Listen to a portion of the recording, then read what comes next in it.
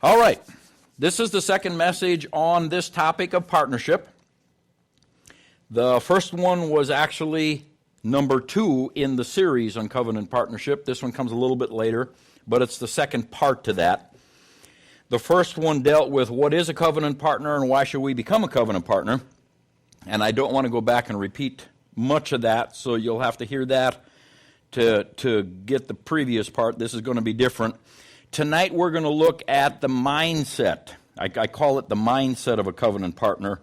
And what it's really talking about is the rules. A lot of times they're unwritten, they're unspoken. They're just kind of the rules that a church runs by or an organization runs by, and people have to kind of figure it out as they go.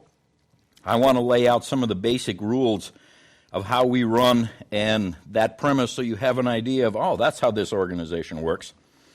So on the ball diamond, we are at second base. We're dealing with partnership, covenant partnership, becoming members of a body or of a church. So let me just briefly review what we talked about in the first message on partnership. And I won't read the whole scripture. I'll just give you the part that states it. It's Philippians 1:5. Because of your partnership in the gospel from the first day until now, so he considered the Philippians people partners with him in the gospel. Now, he never said that to all the churches. He said that to Philippians, and he gave some reasons why in the book. But that's where we get the concept of partnership, which we add the word covenant to, and I'll explain that in a bit. But partnership in the NIV, as it reads, you read through NIV, it's partnership. In the King James, it says fellowship. The actual Greek word there is koinonia. And that shows up numerous times in the New Testament. This is what that word means. It means partnership, or literally participation, social intercourse, pecuniary benefaction. Pecuniary is, I don't know if I'm pronouncing that right, but it's close as I'm going to get right now, is dealing with material things or finances. Benefaction is if somebody's a benefactor, they received finances. So it's dealing with physical things or finances, material things.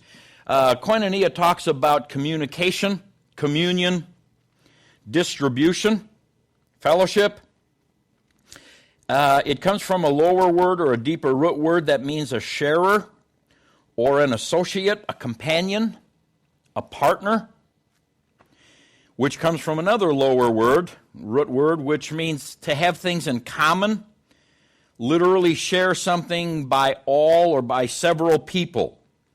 So it's got a number of meanings there that really talk about partnering, sharing, communicating, communing with each other, being an associate, a companion, sharing things that are common to a group of people.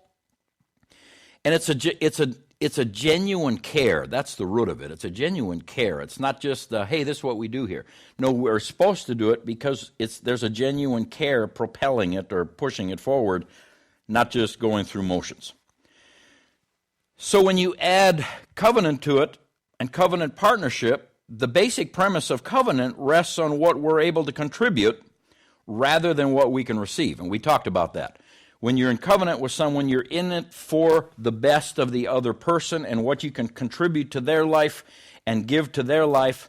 It's not the concept of, I am going to get in covenant with you so I can get all this stuff from you. That's not the basic thought or premise behind covenant.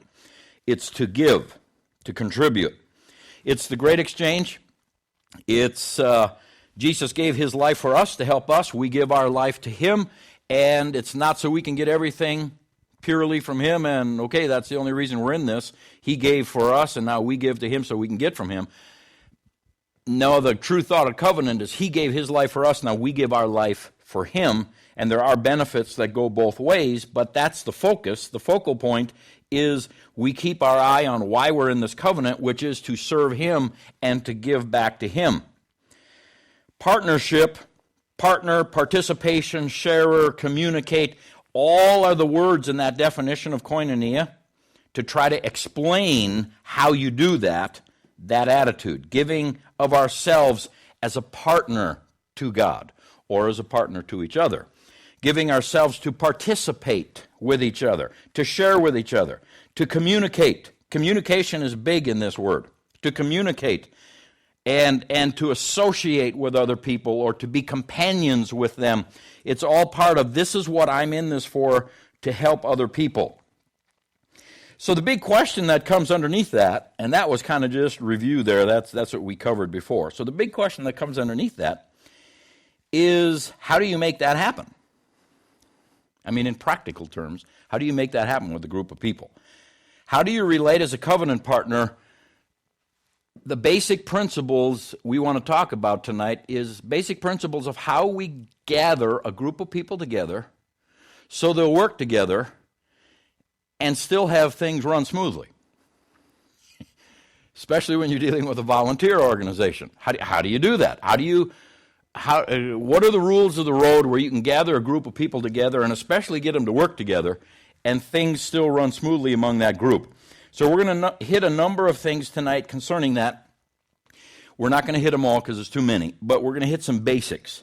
And if we get the basics, everything else will kind of work out as we work the basics. Like the first one is communicate. Communicate, communicate, communicate. That is absolutely essential to make the organization run smoothly. Now, communication is a two-way street. It's not just, you need to communicate with me. It's a two-way street. Both parties need to make an effort to communicate with each other. And let me throw something in. I'll come back to that thought. But let me throw some thoughts in between here about Mary and I, because sometimes people come into a church and they have certain expectations of, okay, this is how you relate with the pastor, and this is how the pastor is going to relate with you. Probably from previous churches, the expectations are there, or it could be just this would be nice, or whatever. So let me talk about both parties need to make an effort to communicate with each other and insert some thoughts specifically about Mary and I. Mary and I are both very easy people to communicate with. We are not hard people to talk to. We can talk to just about anybody and carry on a conversation with just about anybody, and it typically it flows. I'm sure we have bad days or off days where it doesn't flow the best, but typically we're easy people to communicate with. However, we also run a very busy schedule. So it may take us some time to get back to you about something that you want to communicate with us about. That doesn't mean we're avoiding you. You know, I'm convinced some people think the only thing I have to do is sit by my desk, wait for the phone to ring, and talk. And it's like, Pastor, I called you 3 hours ago, and where were you? It's like, serious? I mean, life's a little bigger than that. So sometimes people need to understand it may take us a bit to get back to you. That doesn't mean we're trying to snub you or anything. But the other part of that is this. Mary and I don't feel we need to be talking with people 24/7 to feel like we're communicating with them. Now, some people do, and that's kind of how they're put together, and it's how they run their life. And that's fine. That's not, that's not my deal. However, whatever works for them and God's good with for them, I'm good with that. That's fine. But I am not the kind of person who has to be talking to you every day or 2-3 times a day to feel like, we've got communication. That is not me. That I could get nothing else done in life. If you've got 100 people who you need to talk to once or twice a day so you're communicating with them, your day's gone. I mean, you get nothing else done. So we don't come from that mindset of you have to do that to stay connected with people. And I'll tell you right up front, that type of communication doesn't work for us. I mean, we just don't have the time to pull that off. I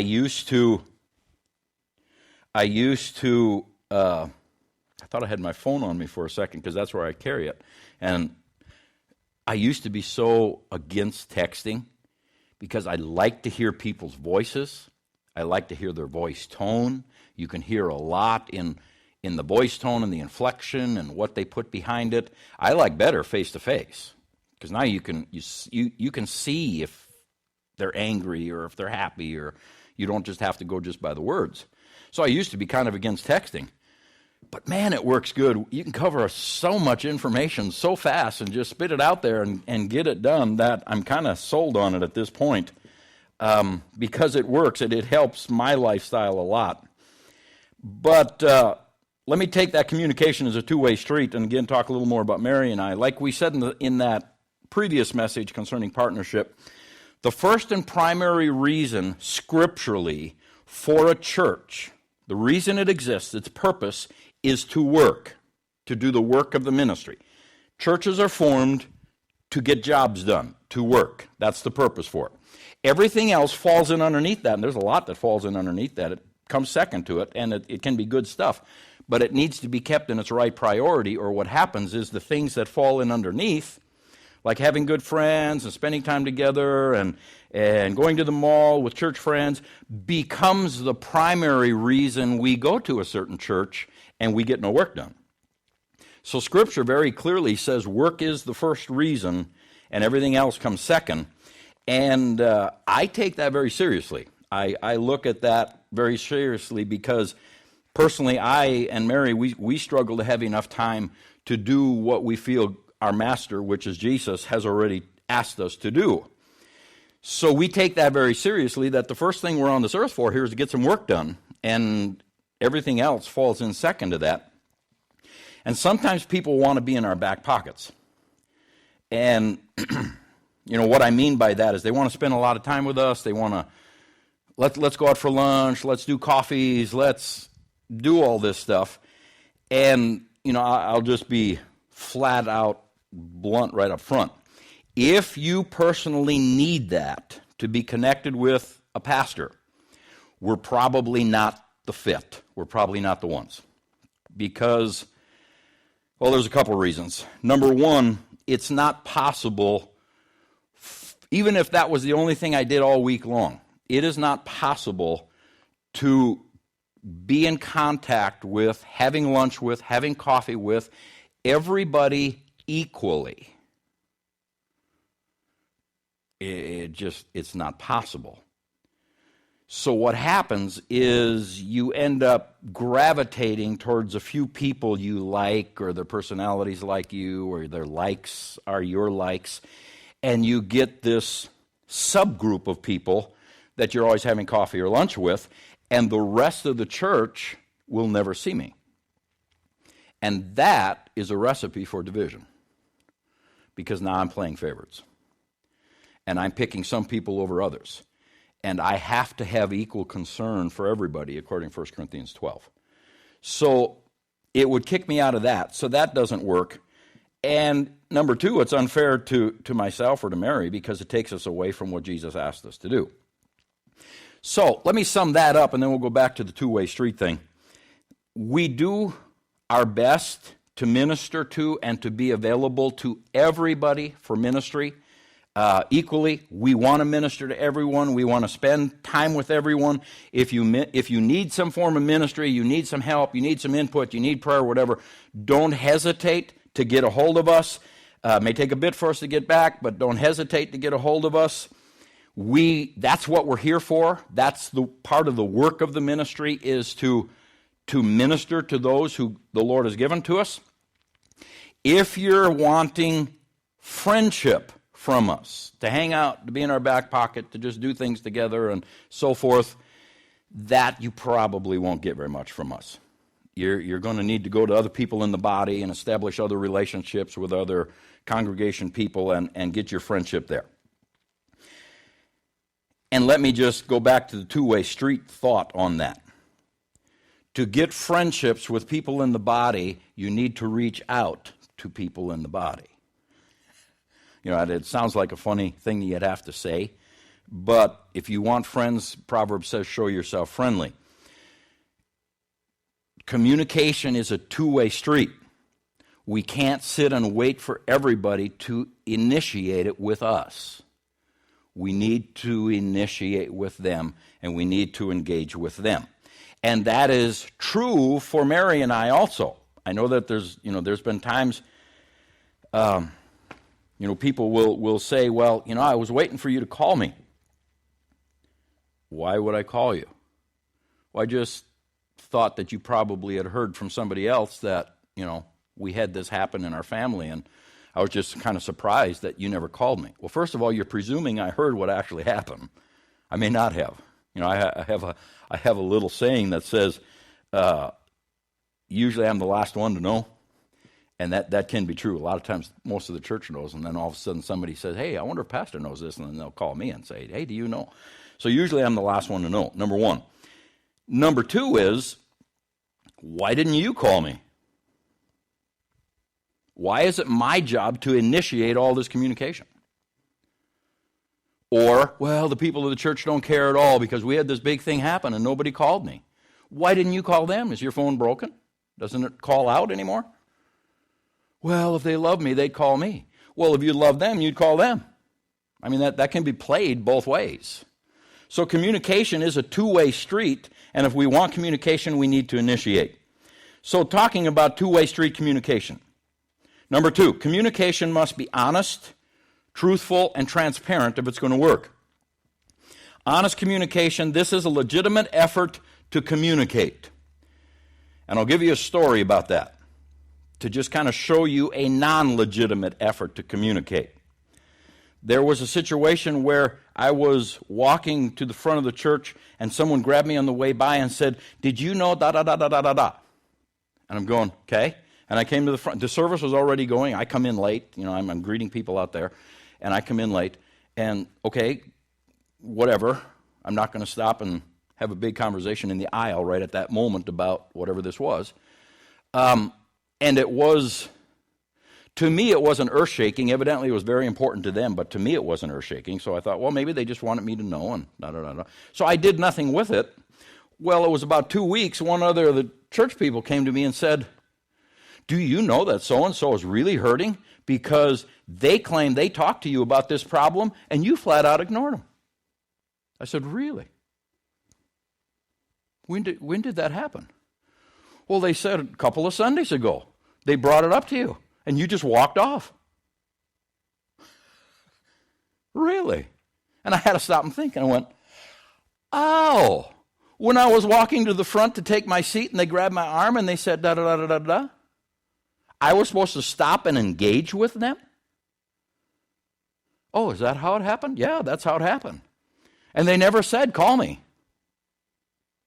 They just made the statement to me, and okay, so now you know. I was like, okay, now I know. And I went and sat down.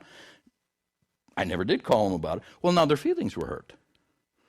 Because, we talked to Pastor, and he walked away. He acted like he wasn't even interested. And then afterwards, he never called me. And I'm going, do you honestly want to communicate with me? I mean, that is not a legitimate effort. Not to me, it's not. If you got something to talk about, your phone works, set up an appointment. Make a legitimate effort, an honest effort to communicate, even with each other. Again, I've heard it. Well, I don't have any friends at Word of Life. Do you ever talk to anybody? Well, no, I'm just waiting for them to come talk to me, but I want to talk. It's like, you got to make an honest, legitimate effort at communication. You can't put all the responsibility on somebody else and all the blame on somebody else. What about you making an honest effort? You need to be truthful. You need to actually say what's going on inside of you. And I know people are hesitant to do that because they don't want to hurt anybody's feelings or they don't want to get in trouble. I am a very blunt person, and most of you know if I got something to say, I'm going to say it in such a way that hopefully you got it. I want that back. Let's be honest and truthful. Truthful being whatever you're really trying to say, just put it out there, and if it comes off kind of rough, we'll clean it up afterwards. But at least now I know that's what you're trying to say. And be transparent. Nothing hidden. Everything's on the table, and I'll try to do the same with you. And that can be hard sometimes because There are situations where church people already are not happy with me, or they're not happy with each other, and then you want to talk to them about something, or they want to talk to you about something, and it can be really difficult sometimes to just be transparent and say, this is why I'm feeling what I'm feeling, and this is what I'm feeling, because you know already their feelings are hung out on their sleeve, and they're probably going to take it the wrong way. But yet good communication doesn't say kind of what I mean, and I hope you fill in the lines and get it right. That's not good communication. So at Word of Life, we want good communication, and we need to be able to get to the point where we can just be transparent and put it out there.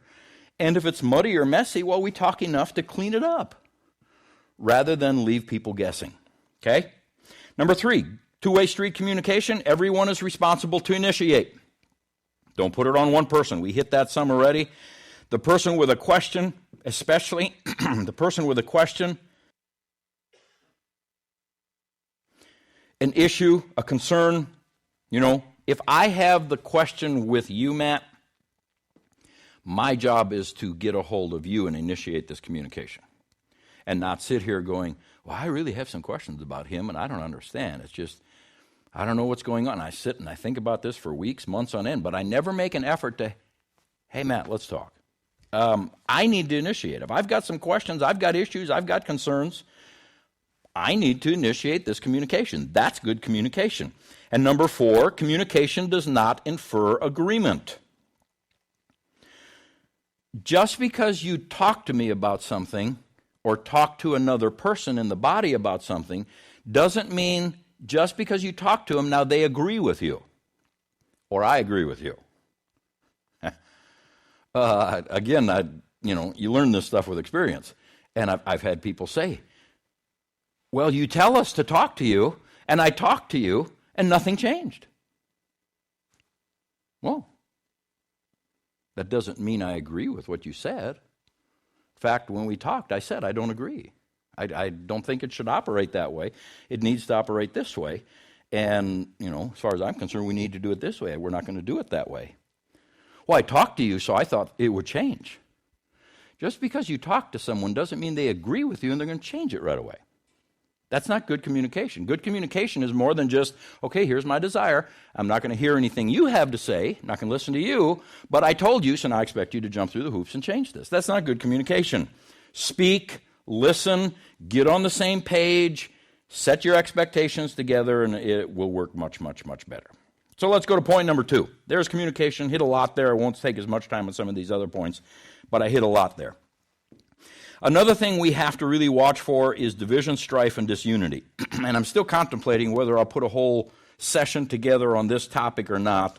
It probably deserves a whole session because it is the only tool. That is the only tool Satan has against the church or the believer. There's no weapon formed against us that will prosper, the Scripture says. Nothing. But if we can get killing each other, now it's not an outside weapon, now we're killing our own. So if we can get in division and disunity, that is the weapon he'll use on us. Number 1 under that is talking about things you shouldn't be talking about. Leaving impressions with people that you shouldn't be leaving. Yeah, I'm talking about the word gossip. We're talking about people and leaves a negative light on them or leaves some really negative questions concerning them. We're talking about situations. Have you heard da-da-da-da-da-da-da? And you walk away going, ew, if that's actually true, that's kind of yuck. Yeah. But there was never any effort in that conversation at all to go and see if it's true, to go to the person and fix it. It's just purely news. This is what I heard. Have you heard? That brings all kinds of trouble.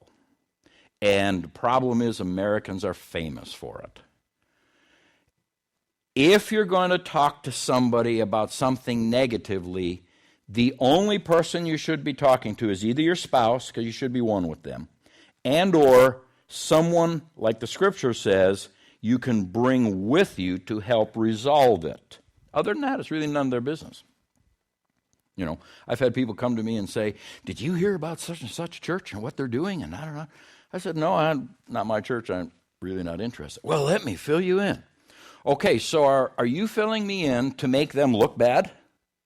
Or are you filling me in so together we can go to that church and deal with the situation? Which one is it? Because if you're just filling me in to make them look bad, that's gossip. Because the scripture says all our speech is to be for building people up or edifying them.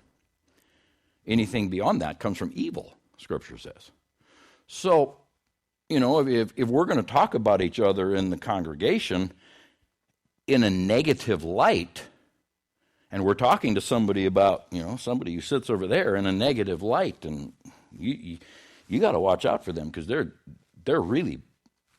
they'll take advantage of you. Let me share with you what happened. If you're not talking so that you can go to them and get this fixed, you're gossiping, unless it's your spouse. Because what you're going to do is you're going to dump a bunch of negative, evil thoughts on this person. To what end? It's not going to help anything. It's not going to fix anything. It's not going to change anything. If it's true, they're still going to be what they are. If it's not true, you just made them look really bad. And it's not even true. So we have to really watch our mouth when it comes to division and strife. We have to be careful. The scripture calls them parties. King James uses the word parties or factions. And remember when we talked about the church, ecclesia, how that in the Athenian ecclesia, any divisions or factions were absolutely not allowed because it causes problems in the group. Well, that's the same thing with the church. And Paul specifically talks about there should be no parties or factions. What that basically means is there shouldn't be cliques or groups of people in the church. Now, it doesn't mean you can't have friends. Doesn't mean you can't have close friends in the body. And, of course, the bigger the church, you can't be close friends with everybody. But once all our activities, all our thinking, we come to church, first thing we look for is our friends, our little party, our little clique, and we go over there and we spend time with them. And everybody else, well, whatever. They can have their own friends. I'm with my 2, 3, 4, 15 people that I really like, and we're buds, and we really like each other. That is wrong. That's not what we want here. Again, I go to 1 Corinthians 12. We're supposed to have equal concern for everybody. If something happened to one of those in your little faction, your little party, oh, you'd be so upset and you'd be at the hospital and what can we do for you? And if something happens to someone who sits over there who you've never ever talked to and they end up in the hospital, oh, well, pastor, take care of it. That is not equal concern. That's a divided church. And God doesn't want a divided church. So we have to watch for things like that. Dealing with, that's probably the most positive way you can have a little group or a clique or a party or a faction. Negative would be a group of people getting together to try to get somebody else out of position, or they're trying to get me out of the pastorship or whatever, and it becomes them against who knows who or us. And it's really divided out now because now we're trying to cause problems. Of course, we wouldn't say it that way, but that's the way it is. Let me say how we handle that. When things are said, whether by an individual or a group of individuals, when things are said or stories are given, have you heard? Do you know this what's happening? Wow. Or even flat out lies, fabrications, it's not true, didn't happen, and we find out about it as pastors. Here's how we deal with that. If this is a private thing, we will deal with you privately. If it's become a public thing, we will deal with it publicly. You choose how you want that dealt with. If someone comes to me and says, Rocky was talking about Matt, and it wasn't very nice, and there was 2 other people there with him, and they all agreed Matt's just a bum. Okay, anybody else know about this? The rest of the church know about this? What is this all about? No, it's just Rocky and those couple people. I will go to Rocky and those couple people, and I'll deal with this. But if they've circulated around, and now pretty much everybody in the church knows Matt's a dirty bum except for Matt and I. We never heard about it, and all of a sudden it comes out. And it's like, well, does everybody know? And the leadership goes, well, yeah, I heard about it, and they heard about it. And then I'll address it from the pulpit. You go public, I go public. It just, division and strife has to be shut down with everything within us because it's the only thing that can take us out. So to kind of sum that up, if a person does not have the authority to deal with the situation, don't talk to them about the situation. Well, I really hate children's church because this is what goes on over in children's church, and I don't like children's church. And you're talking to someone who is a visitor, or they come to church, but they've never been part of children's church. They don't even have a child in children's church. And you're talking to the wrong person. Again, it's a form of gossip, but if you're actually wanting to get something fixed, go to someone who has the authority to deal with children's church. The best person to go to would be the children's church leader. That would make sense because they got the authority. If they don't listen to you, well, then go up the ladder and talk to some pastors. If nobody else listens, come to me. I'll listen to you. Talk to me. But don't go around talking to people who have no authority to change anything because you'll get called on that. Just trying to be blunt right up front. We don't appreciate that because it causes division and strife. So let's go to the next point. This is something that is really misunderstood in a lot of churches. And I want to spend a little bit of time on this, clearing this up of how we handle this, how we view it this. It's authority and submission versus domination and control. And that especially the deeper we get into the end days, that authority and submission thing is really, that's almost dirty words. You don't want to bring those up in church. But yet the Bible brings them up, so you got to, from my perspective, we got to talk about it. So what's the difference between a church body that is operating in authority and submission versus a church body that's in domination or control? Well, authority comes, if you take off the ITY, you have the word author. The person that should be the obvious authority in a church is the author of that, which makes Jesus number one because he's the Lord of the church. So he's number one. Underneath that should be who is the person or the people who are authoring or writing this story, writing this book. Because they should be the ones who have the authority because they're going to answer to the ultimate authority about the whole thing. This church is not committee-based or the board runs the church or anything like that. This is clergy-driven. What that means is Mary and I are the authors of what's going on here. And we try real hard to hear what Jesus wants done here, and then we author that and try to make that happen. So the authority here would be Mary and I. We're the ones who are authoring this. We're the ones who will primarily answer for what's going on here, and we're trying to follow the Spirit on it. But you know what? If we're going to answer for it, I don't want to answer for something I didn't do. If I did it wrong, I'll own it. Okay, I did it wrong. I'm sorry. I'll answer for that. So this is not hey, everybody come in, let's all be part of this big group, and we'll figure out how it works later, but we'll all do it together. That's not how we operate. Everybody can come in, and we can be part of the big group, but the flow of how this is going to flow, how it's going to operate, that's already set. That comes through Mary and I. We're the authors. And it's definitely not hey, come in and join us, and then as time goes on, we'll just let you take over and kind of do your own thing and run things the way you want to run them. Nope, that's not how this church works. If you need that kind of church, this ain't it. We don't operate that way. Everything flows from Jesus, hopefully by the Holy Spirit, to us and out. And anything that counters that flow, we got to look at that, because if it's countering that flow, then it's not what he's telling us. So I don't know what that is, but we're going to have to get on the same page. because it's not going to just, well, whatever happens, happens, and it's not how we function. So submission, then, just take the word apart. Submission.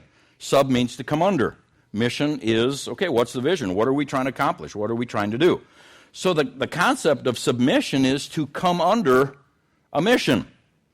And it can be done willingly. That's the way it should be done. Or you can get the picture of the big dog, little dog thing. And the big dog's got the little dog in submission because he's got him down and he's growling and hissing and biting. And that's not the way it's supposed to work. True submission is willingly coming under someone else's mission. Even in the business world, they make the best employees. When you got somebody hired who doesn't want to be there, doesn't want to do the job, and thinks the boss is a crackpot, even though the boss is the one who started the company and comes up with all how the company works, and the company's $1 million company, well, if I ran this, I'd run it a whole lot different. That's not a good employee. That causes a problem. A good employee is someone who will willingly come under the mission of the one who's got the authority. It's freely given, not demanded. True submission cannot be demanded, and I try to remind men of this in their marriages. Once you have to tell your wife, you have to submit to me, you've already messed it up. You've lost it. You're out of line. Because true coming under another person's mission needs to be done willfully, not forcefully. Not that big dog biting the little dog until they say, okay, I'll do what you want me to do. Now, authority and submission involve communication, agreement, and expectations. Until we communicate enough to where we can get on the same page and agree and say, oh, that's what we're trying to do here. So now I can expect this is kind of the general direction we're going to go and what we're going to try to accomplish. You can't submit to something if you don't have communication, agreement, and expectations. If you do, you're setting yourself up to get hurt. Because, well, I never thought we were going to do that, and now I'm in this, and they're forcing me to do something I don't even believe in or agree with. Well, you better back up 2 or 3 steps, because that's not the way authority and submission are supposed to work. What is the author saying? What is Jesus saying to us? What are we saying? Communicating. Let's make sure we understand each other enough that we can agree on what we're saying and say, well, I hear what you're saying. Yeah, I understand what you're saying. Now, if you're going to become a covenant partner, you need to agree and say, okay, yeah, I can go with that. If you can't go with it, well, then don't become a covenant partner. You're just going to aggravate yourself. It'll be a frustration to you. And once we have agreement and we know what we're talking about, well, now we know where we're going and we know what to expect for the future and everything else. Everything is out in the open. It's understood. It's agreed upon. That's true authority. Then those in authority watch over to make sure it goes the direction everybody talked about, everybody agreed on, and everybody said, yeah, let's go that way. Let's do this. I can support that mission. I can come under that mission. Authority, the person who's been given the right to direct the course of something and what it will take to accomplish the mission. That is the person who's the authority. If you're the authority in your family, you're the person who's been given the right to direct the course of how that family is going to go and what it will take to accomplish the mission of having a decent family. So the person who actually is the true authority is either the author or the representative. Someone they say, okay, you know what I want. Here, you go take care of that. It's too much. I can't do that, and that. So I'm going to have you take care of that, you take care of that, you take care of that, and you represent the author, and now you have the authority because you know where we're supposed to go, so take us there. That's authority. Submission is willingly coming under that mission. It's a willful, hey, I can go with this. Let's get together. Let's do this. Coming under the mission, the direction it's going, and the application of how we're going to get there. It's like, okay, I can see that, if we're going to grow this church, we need to have a building. I see the direction. We got to get a building. And I can get under that mission with you, and let's see how we can put this together and how quickly we can put this together. That's submission. It's not and this is what you will do, and I know you hate it, and I know you don't like it, but you've got no choice because I'm in charge here. That's not authority and submission. That's domination and control. Authority is, okay, you're the author, you got the idea, you got the vision, I can support that, and I willingly come in beside you and support that. That's authority and submission. So every person must decide if they can support the mission of the person in authority. And if not, you have to talk it through, and you got to deal with this. Statistically, there was a statistic I read a while back that 70+% of the time when you can't agree and come under the mission of whatever the organization is or whatever, 70% plus of the time it has to do with misunderstandings. You're not understanding something right, something's confused to you, part of the picture's missing, whatever. And if the misunderstanding gets cleared up, the issue goes away. Out of the remaining 30% that's left, another large percentage of that is if you'll just make minor adjustments in the application of, okay, we were planning to go there this way, but I tell you what, let's move this a little bit and adjust this a little bit. If this is easier for you and your family, let's just move over a couple steps and we'll go there this way. Does that work for you? Oh, yeah, that'll work for me. I can make that work. And again, a big chunk of the, well, I can't agree with that, just goes away from communication and, hey, let's get on the same page and let's be honest and transparent with each other.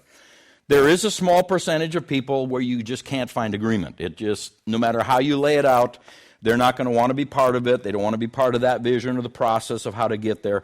And at that point, it's just best that find a church, find an organization, find a job where you can come under the mission and you can flow with it.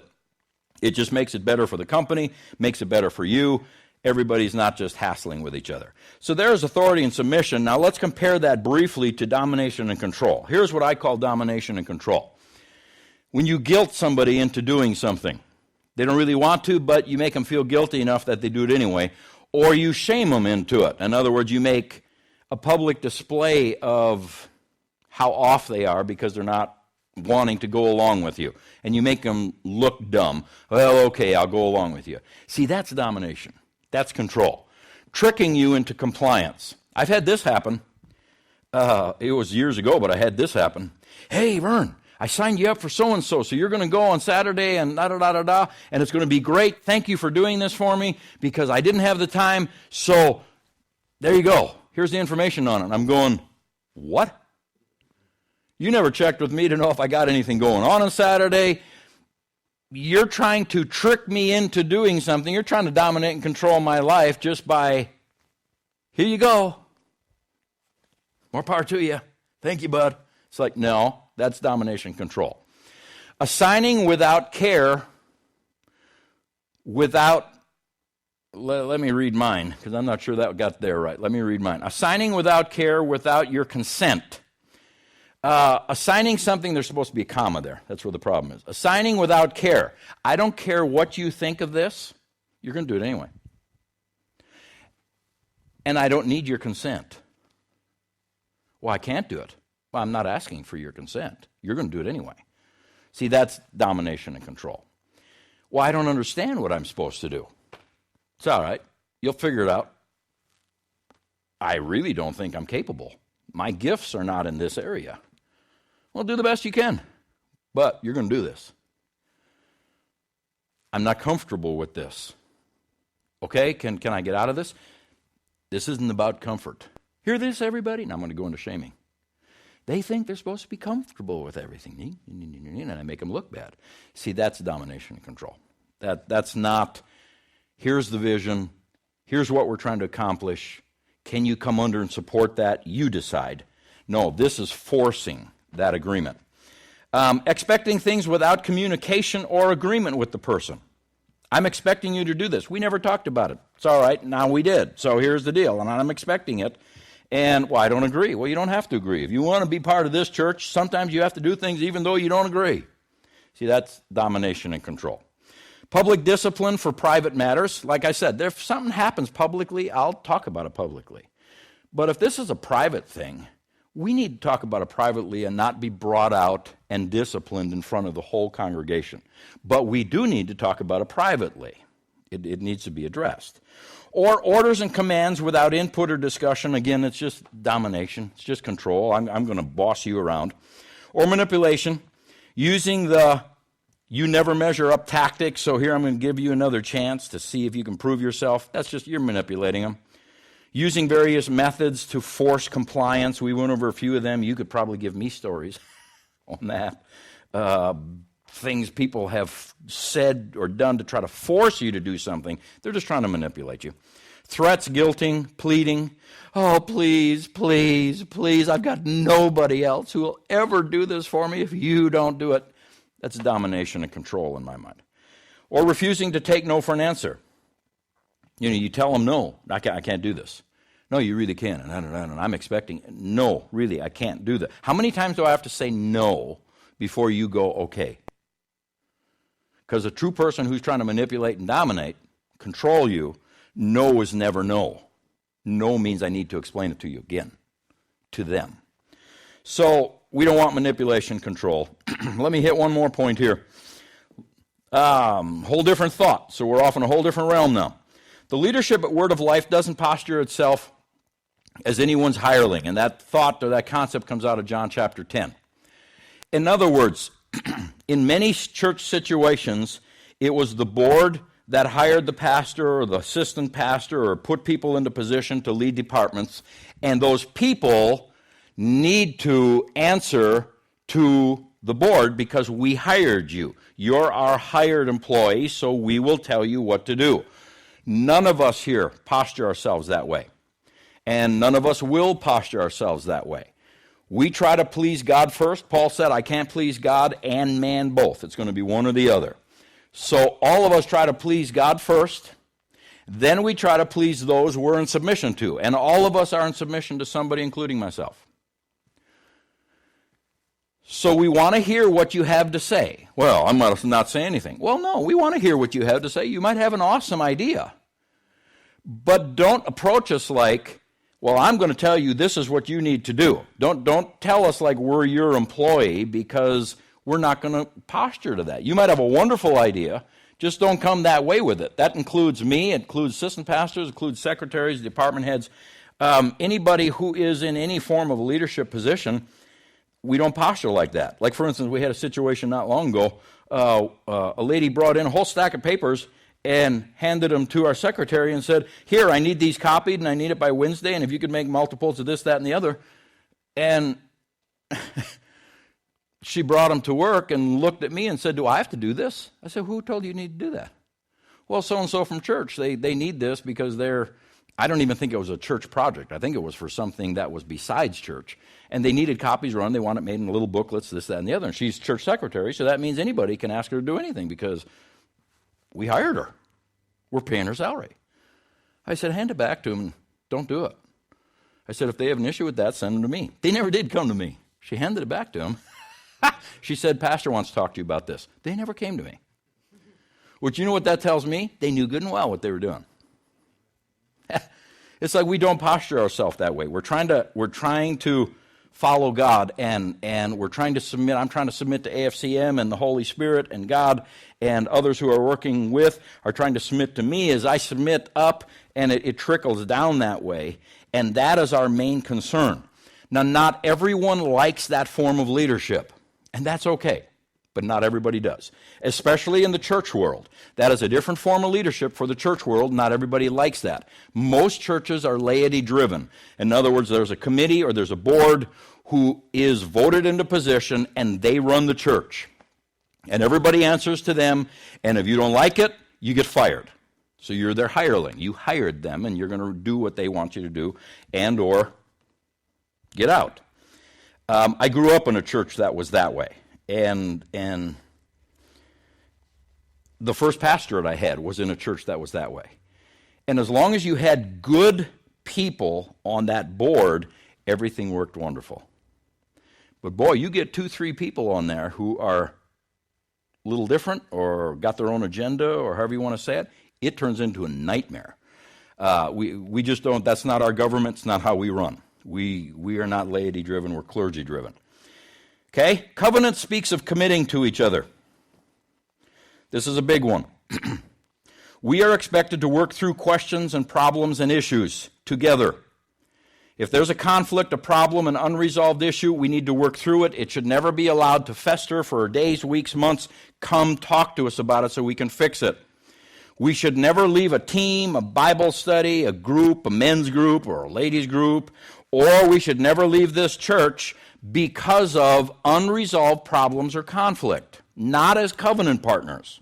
Because we as covenant partners are saying, I'm partnering with you, I'm in this to help you. We commit to each other, we associate and become participants with each other.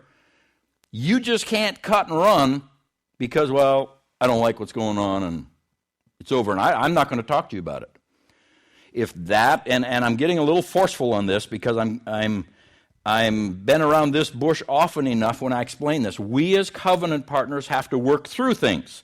And after we've worked through them, if you still feel like, well, you know, now that I understand the whole thing and we've worked through this and there's no more hard feelings and I feel good about this, I just struggle with the vision or I struggle with the purpose. Well, then that's okay. We'll pray and we'll give you the blessing. Go someplace else where you can join in and again, willfully get involved and submit to the whole thing. But I explain this over and over, and people will leave, and I say, hey, let's get together and talk. I heard you're leaving. Well, yeah, we are, but we don't want to talk. We've already made up our mind, and all you're going to want to do is talk us out of it. And Bob, were you covenant partners or weren't you? You know, was I pastor to you or wasn't I? This is important. We need to go in with the focus of we're going to mature and grow to the point we can talk through things. And then if afterwards it all's good and you stay here the rest of your life, that's fine. If afterwards you say, well, now that I fully understand what's going on, I can't agree with it. Well, that's fine. We'll pray over you, we'll bless you, and go find some place that works good for you. Finding resolve. How do you do it? Real quickly, I'm coming to the end of my time. Doesn't diminish the importance of this, but I'm going to go through it a little quicker. Matthew 18:15 through 17 is the main principle. If you have a problem with someone, you need resolve, you feel like they've snubbed you or they've hurt your feelings or they've sinned against you or you're offended, something. Number one, go to that person one-on-one and see if you can get it cleared up. If that doesn't work, number two, go to the person with someone who can witness and maybe help give a perspective. That's the whole idea of a witness. You're explaining it this way and it's not clicking here. So they'll come along and try to explain it a different way and try to help fill in some of the holes, so hopefully it clicks here. If that doesn't work, third, come to one of the pastors. That's what it's talking about there in Matthew 18 as far as the church. Come talk to me. Come talk to one of the pastors. We'll see. We'll sit down. We'll see if we can get this thing reconciled and get it moving. When it talks to the church, I've had people say, well, Jesus said, then take it to the church. So we want to bring it up on a Sunday morning in front of the congregation. I said, hell will freeze over before I let that happen. We might have unsaved people here who are seeking to find God. You're going to bring up something, we're going to have a big discussion which will probably turn into a minor or a major fight. People's voices will get loud, things will be said that shouldn't be said, and we're going to do this in front of that person. We don't care whether this turns them off from God for the rest of their life and they never get saved. All we care about is, bless God, we're going to make our point. That'll never happen here. It just will never happen here. You want to bring it to the church, bring it to me first, we'll try to work it out. If that doesn't work, then we will go, myself, you, whoever the parties are involved, we'll go to the Board of Elders, and we'll deal with it there. If we can't get on the same page there, then we'll take it to the deacon board, which is our leaders, our department heads, and we'll lay it out in front of them and say, here's the deal, you talk, and we'll try to discuss this, and we'll see from their input if we can resolve this. If that doesn't work, we're willing to call in an AFCM representative and say, hey, sit down with us and see if you can help us get through this. I mean, we're willing to walk this thing up the ladder to whatever point we need to find resolve. But I'll say it this way because sometimes I say it bluntly. Don't pull this thing on me of I'm a covenant partner, I don't like what's going on here, so I'm just leaving and I refuse to talk about it. Don't you pull that on me. We should be beyond that as mature Christians. We should be able to sit down and talk and If we have to do it in a group of people for you to feel safe, that's fine. I'm good at that. I got nothing to hide. But let's try to work through this. And should the day come that you feel you need to leave, for whatever reason, need to leave the church or whatever, we have a booklet on how to find and leave a church. It gives examples because so many people just do it the wrong way. And it should be done the right way. And we don't want people to leave because there's trouble or problems. That's the wrong way. So we want you to be able to sit down with us. We sit down with you. We work this thing through. We talk about it. And the ultimate is, if it still doesn't work out, let us as a body bless you to move on. If it does work out, well, great. Then we're together and we're still moving on. But as a covenant partner, we are committing ourselves to work through it. Okay, 2 more points. Number one, the next one, how do you give input into areas that concern you in the church? Okay, so how do I bring something up that concerns me? Giving input into areas or departments that you don't work in or you know anything about, let's hit that first. Number 1, ask a lot of questions. Okay, how does this work here? How does, I've got something I want to share, but I'm not sure even how this works. See, it's all posturing. You can come in a friendly tone. You can come in a, hey, I'm in this to help this thing tone. Or you can come and say, you know what, I disagree with how you do that. You've never been part of the group. You've never been on the team. You don't know why they're doing what they're doing, but boy, you're going to give them the answer. Don't do that. If you want to give input, come with questions, posture yourself in a way of, hey, I'm trying to help you, get some understanding of, so now tell me why you do what you do as the ushers or as the praise team or whatever, and don't come across like you know it all. Offer some suggestions, but again, if you're not part of that department, it's not for you to tell them how to run it. They're the ones who are putting their lifeblood into it. Let them do that. If you are part of that department, go to your leader and talk to them. If they don't listen, then go up the ladder and come to one of the pastors or the elders and talk to them, and we'll work through it. But above all, the last point, allow yourself to be planted. Isaiah chapter 61. The first 2 verses talk about Jesus and his work on earth. It's a prophecy of him. The Spirit of the Lord is upon me. He's anointed me to preach the good news. He repeated that. Jesus quoted that in Luke chapter 4. Jumping down to verse 3, part of the prophecy was, and to provide for those who grieve in Zion.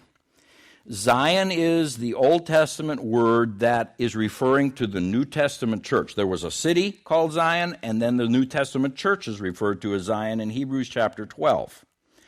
So one of the reasons Jesus came was to provide for those who grieve in Zion. So we know now he's talking about the New Testament church, and it talks about how he can help them, and then jump down to that last sentence.